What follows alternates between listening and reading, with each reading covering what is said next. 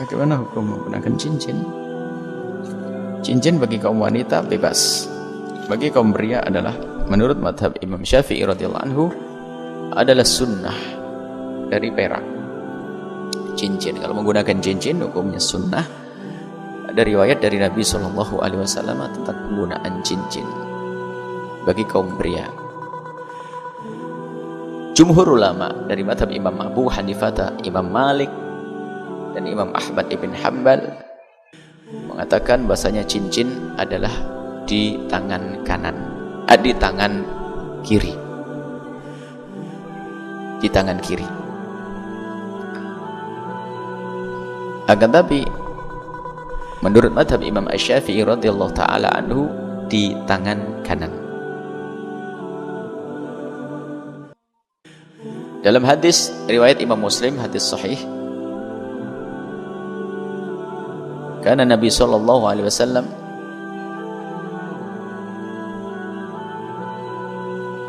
labisa khatama fiddatin fi yaminihi, Nabi mengenakan emas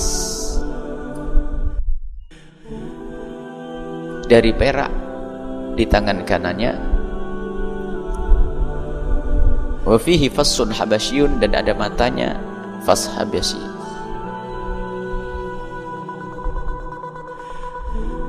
Wa kana al-fassu mimma yalil kaffa, dan matanya itu ditaruh di dalam. Di dalam yalil kaffa ada di telapaknya. Jadi sunnah pakai cincin saja sudah sunnah. Akan tapi ketahuilah bahwasanya di saat kita letakkan matanya di dalam itu sunnah di atas sunnah. Ini bagi kaum pria. Dan juga ada riwayat inna Nabi sallallahu alaihi wasallam kana khatamun Nabi sallallahu alaihi wasallam fi hadhihi, dalam riwayat Ibnu Anas, fa asara ila yadihi al-yusra fi hadhihi fa asara ila khinsir al-yusra, ke khinsir. Ke khinsir itu apa? Jari kelingkingnya. Jari kelingkingnya kiri, itu riwayat, dan ini diambil oleh jumhur ulama. Kemudian riwayat dari Imam Ali bin Abi Thalib, hadis Muslim juga, nahani Rasulullah sallallahu alaihi wasallam an takhattumi fi hadhihi fa awma'a ila al-wusta wallati taliha. Nabi melarangku untuk menggunakan cincin di sini, di tengah, wallati taliha, dan yang mengiringnya sababah. Maka ulama mengatakan makruh menggunakan cincin di tengah, walati taliha, dan yang mengiringannya. Akan tapi disunnahkannya adalah ini kelingking kan? Kelingking ya? Di kelingking disunahkan di kelingking. Masalah kiri dan kanan khilaf antara madhab arba'ah. Madhab Syafi'i di kanannya, sunnah di atas sunnah adalah di kanan, di kelingking. Kemudian setelah itu matanya taruh di dalam dan dari perak. Adapun jika jari manis itu bukan termasuk yang dilarang oleh Nabi, sebab Nabi melarang di tengahnya ini, wusta wallati taliha, wusta wallati taliha, jari tengah dan yang mengiringnya. Kemudian di dalam madhab Imam Syafi'i, madhab Imam Malik tidak diperkenankan, makruh, bahkan menurut madhab Imam Malik, meriwayat Imam Malik bahkan sampai haram kalau berlebihan. Menggunakan 2 atau 3 cincin itu adalah menurut madhab lain, madhab Malik adalah makruh, sampai sebagian mengatakan derajat haram.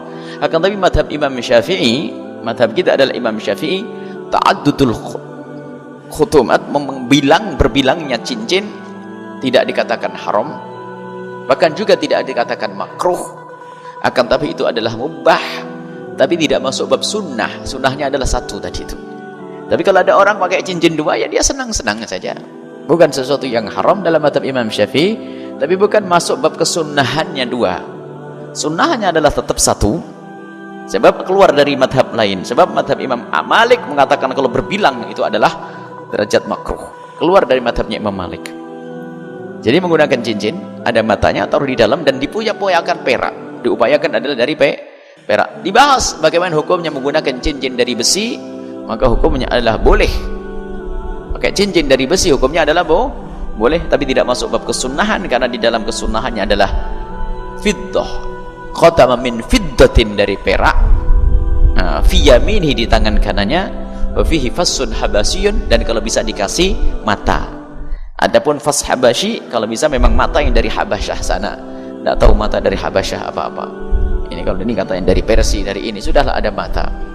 Lagi nge-booming saat ini bab cincinnya, sehingga dipakai 5 semuanya. Allahu Akbar. Ini satu sunnah. Kalau 2 adalah bab mubah, tidak sampai derajat makruh dalam mazhab Imam Syafi'i. Mazhabnya adalah makruh. Itu bagi kaum pria. Kalau wanita boleh terserah mau pakai 5, 10 juga boleh. Bagi wanita adalah semua adalah tempat hiasan. Jadi, tapi mazhab Imam Ahmad ibn Hanbal tidak dikatakan sebagai sunnahan. Itu dianggap sebagai adah, kebiasaan. Akan tapi ketahuilah bahwa tetap dalam mazhab kita adalah sunnah. Segala perbuatan kalau kita niat ngikuti Nabi adalah sunnah. Kalau mazhabnya Imam Abu Hanifah boleh menggunakan cincin bagi orang yang punya kepentingan untuk menyetempel jedek seorang raja dan seterusnya. Selebihnya bagi orang awam tidak disunnahkan menurut Imam Abu Hanifah. Tapi tidak diharamkan. Tidak diharamkan. Jadi ini ada perbedaan di antara ulama tentang menggunakan cincin. Di dalam surah kita dibawa di dalam mazhab Imam Syafi'i, kebetulan di Indonesia lagi senang cincin, adalah sunnah menurut mazhab Imam Syafi'i radhiyallahu taala anhu. Adapun masalah kiri kanan itu adalah perbedaan antara para ulama. Kalau mazhab Syafi'i di kanan, jumhur ulama mazhab Malik, Abu Hanifah, Imam Ahmad di kiri. Kemudian kalau bisa taruh di kelingking, di jari manis juga boleh. Dan kalau bisa nggak usah berbilang pun juga boleh.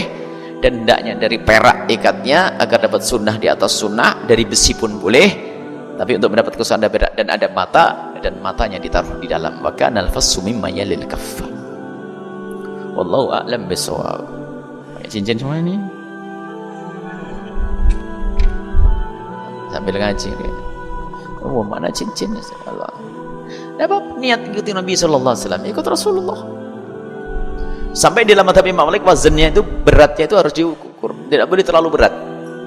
Kalau sudah beratnya itu berlebihan, itu sudah nggak boleh lagi, aneh jadi yang wajar, yang sesuai.